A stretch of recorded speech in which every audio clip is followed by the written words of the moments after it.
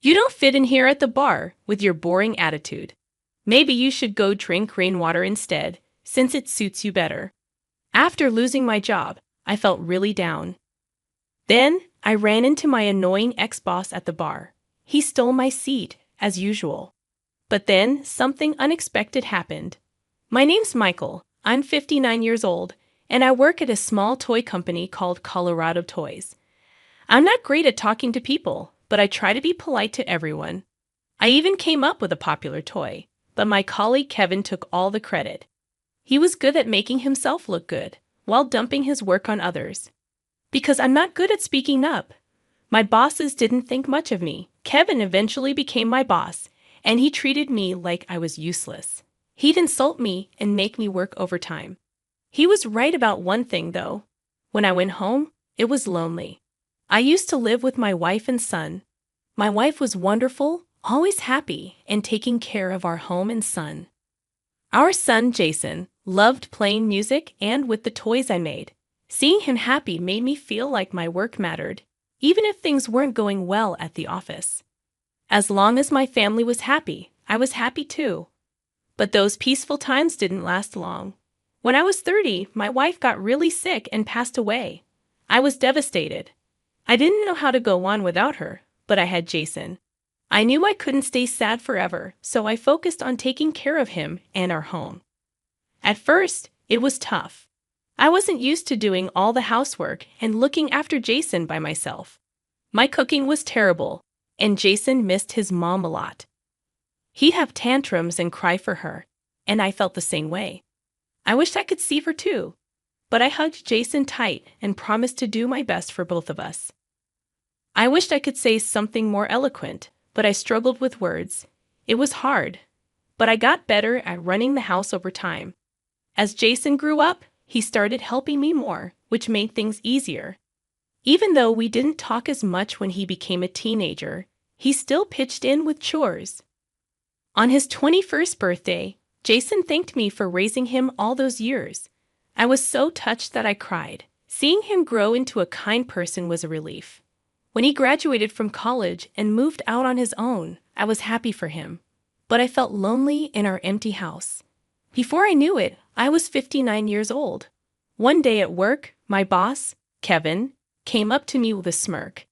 He told me I was fired, saying it was because of downsizing. Even though I hadn't caused any trouble, I hadn't done anything remarkable either. I felt it was unfair, but I couldn't argue. Kevin seemed to enjoy seeing me upset, telling me to enjoy what little time I had left in my working life.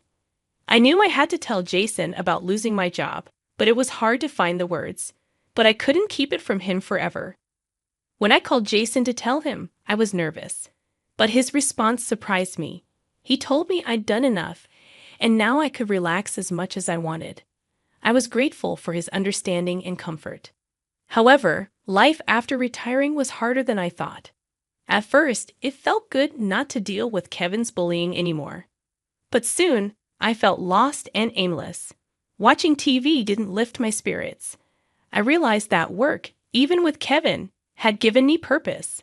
I took pride in making toys and imagining kids playing with them. But now, I couldn't find anything else that made me happy. After 6 months of retirement, I started to feel like I didn't know what I was living for anymore. Sometimes I'd talk to my wife's picture, wondering what I should do next. One day, I saw a TV feature about a beautiful waterfall in a forest. I didn't have any particular interest, but I watched because I had nothing else to do. The waterfall looked so peaceful and calming. I felt drawn to it. To change my mood, I decided to visit the waterfall. It had been a while since I felt motivated to do something on my own. Leaving my sadness behind, I quickly got ready for the trip. When the day arrived, I didn't hesitate. I reached the forest and felt the crisp, refreshing air. The trees were green and beautiful. After about an hour of walking, I saw the waterfall. It was even more stunning in person. Just watching the water flow was soothing. Since it was a weekday, there weren't many people around. As I was thinking of finding a spot to sit, I noticed a young woman sitting nearby. She seemed to be in pain with her swollen foot. I asked if she was okay, and she tried to smile, but it was clear she needed help. She had come to the forest by rental car, and it would be hard for her to walk back alone. I'd offered to take her to the hospital, and she seemed relieved. "So I can give you a lift? Please don't push yourself," I offered. The woman hesitated, but I assured her, "Please don't feel obliged." Eventually, she relented and said, "Please, I would appreciate that." I twisted my ankle walking in the forest. I didn't want to return without seeing the waterfall, so I pushed myself, but it got worse. I supported her out of the forest and drove her to the hospital in my rental car. The doctor said it's not serious, that she needed to rest for a while. Afterward, I took her to the hotel where she was staying. Her name was Emily, and she loved traveling. Emily told me about the various tourist places she had visited. She was a great storyteller, and listening to her made me want to visit those places. Surprisingly, the conversation flowed smoothly even though it was our first meeting. We continued chatting even after arriving at her hotel room. During our conversation, I learned that Emily lived in the same town as me and even knew about my former workplace. It's surprising how well she knew about such a small company. Eventually, the topic changed, and she asked, "Why did you come here, Michael?" After some hesitation and wondering where to start, I ended up telling her everything from the beginning. "Well, actually, I got fired from my job." Despite it not being the kind of story you typically share with someone you just met, I said. Emily listened to it all. It turned out that she had also quit her job due to exhausting office relationships and understood my situation. Her love for travel began as a way to refresh herself by visiting different places around the country. "For all the hardship you faced, I'm sure good things are ahead in your life," she comforted me. Her empathy touched me deeply, and I was grateful. Despite the unexpected events, it turned out to be a heartwarming trip. After returning from the trip, I received a call from Jason. He invited me out, saying, "There's a great bar I know. How about we go for a drink?" It may be nosy of me, but I was worried you might have been feeling lonely, Dad. "Let's go out and have a good time. I have a lot to talk about too. Not nosy at all. It's true that I've been living a lonely life lately," I admitted. I appreciated Jason's concern. Come to think of it, it had been a long time since Jason and I had a drink together. I think the last time was on his 21st birthday. The thought of drinking with my son after so long lifted my spirits, and I quickly agreed. Unfortunately, it was pouring rain on the day of our appointment. Still, the thought of seeing Jason made the rain seem less dreary. Bothered, I took the train and arrived at the designated bar. But Jason hadn't shown up yet. The place was bustling, and most seats were taken. Luckily, there was one empty seat near the entrance, so I took it. As I perused the menu, the bar door swung open. I glanced up and was shocked to see Kevin walk in. He noticed me too, initially looking surprised before his expression turned mocking. "Well, well, what a coincidence to see you here, enjoying life after getting fired," he said, taking a seat opposite me. My son is supposed to join me soon. I'm sorry, but could you please find another seat?" I requested. Kevin's eyes narrowed, and he waved dismissively, saying, "Why should I care? I want to drink here too.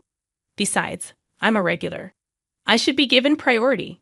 His demand seemed ridiculous, but Kevin persisted, insulting me further. Feeling uncomfortable and not wanting to cause a scene, I reluctantly decided to wait for another seat. As I stood up, the door opened again, and to my surprise, Jason walked in with Emily. "What a coincidence to meet here. This is amazing," I exclaimed, surprised.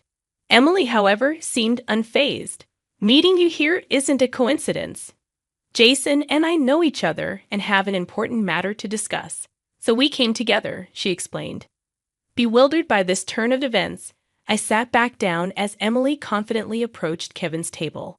Kevin demanded to know who she was, but Emily, undeterred, took a seat and declared that they should discuss matters then and there. Surprised by her assertiveness, I sat down as instructed. Emily then dropped a bombshell. She was the daughter of the president of Colorado Toys, the company I used to work for. Meeting her while traveling was a stroke of incredible luck. Kevin was visibly taken aback as Emily continued, revealing that she had questioned her father about my firing and found out it was due to reports of poor work performance. I couldn't believe it, so I shared the story of our encounter during my travels with my father, insisting on a proper investigation. My father agreed to look into it, seeing how earnestly I pleaded. Emily glared sharply at Kevin. It turned out that Kevin had lied about my work performance, negatively influencing the management's opinion of me. What evidence do you have for that? It's a false accusation. Kevin protested, his face turning pale. Emily remained calm. We obtained testimonies from Michael's former colleagues. They all unanimously said Michael was a good person. It's strange that he was fired, she explained. Kevin's face now turned red with anger. Those traitors, he exclaimed. Emily spoke with an air of disdain. If you must blame someone, blame yourself for your foolish actions. You will soon face the consequences. Be prepared. Kevin stood up, moving aggressively towards Emily. I was about to intervene when a stern-looking waiter approached. His name tag read Manager Brian. He gave Kevin a stern look. Sir, I'm sorry to interrupt, but could you please leave? Your loud voice is disturbing other customers. How dare you speak to a regular like me that way? Despite Kevin's high-handed attitude, Brian responded firmly in a low voice. I'll just say it as it is. You're a troublesome customer. When you get drunk, you cause issues with other patrons, and we've received complaints asking us to deal with it. We'd rather not have a regular like you. Chastened by Brian, Kevin turned pale and hastily left the bar. I thanked Brian profusely. Thank you so much. You really helped us out. It's no problem at all. Brian replied with a hearty smile before returning to the back of the bar. Afterward, Jason, Emily, and I decided to have a good time together. Emily and Jason had two important things to share. The first was about Kevin's misconduct.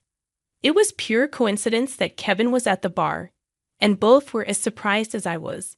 The second was a delightful piece of news. Emily and Jason were in a relationship and considering marriage. Their meeting story was quite touching. Emily, after graduating from university, had joined a major corporation on her own merit. However, once Emily's identity as the company president's daughter became known, baseless rumors spread that she had gotten the job through connections. No matter how hard she worked, she couldn't gain trust, leading to a difficult time. One day, she saw a man playing a street piano at a station. It was Jason. After graduating from a music college, Jason had been working as a pianist, performing across the country. According to Emily, Jason's performance was wonderful, and just listening to it felt like a balm for her soul. She approached Jason to thank him after his performance, but she was so moved that she found herself in tears. Concerned, Jason listened to her story and suggested she travel around the country. He often traveled for work and believed unexpected encounters and discoveries enriched the heart. Upon hearing that, Emily decided to quit her job and set out on her travels. As she kept in touch with Jason during her journey, they grew closer and eventually started dating. Jason had arranged this meetup to introduce Emily and simultaneously cheer me up. Naturally, I supported their relationship and congratulated them. Congratulations. I'm looking forward to the wedding, I said. Jason laughed and said, We haven't even decided when to get married yet. You're getting ahead of yourself. But you looked pleased. The three of us then enjoyed a pleasant meal and drinks together. It seemed that Brian, the manager, had overheard our conversation as he kindly provided us with some complimentary dishes. A few days after the incident at the bar, I heard from Emily that Kevin had been fired. It turned out he was not only harassing others but also embezzling company funds. Apparently, his family had enough and left him. Meanwhile, I returned to work and got involved in toy development again. My past achievements were recognized and I was promoted. Now able to fully utilize my skills, I launched new products one after another, contributing greatly to the company's growth. Many consumers thanked me for the wonderful toys, which was incredibly gratifying. Jason and Emily were also delighted with my success. As kids, they loved the toys I developed. so their happiness meant even more to me. Recently, they celebrated their wedding, and they are now enjoying a blissful married life. Influenced by Emily, I've grown quite fond of traveling, often taking trips on weekends. My personal life has finally become fulfilling, and living feels enjoyable now. There was a time when I was worried about what the future held, but now it seems life will be good. It felt like my wife in heaven was smiling down at me, reassured.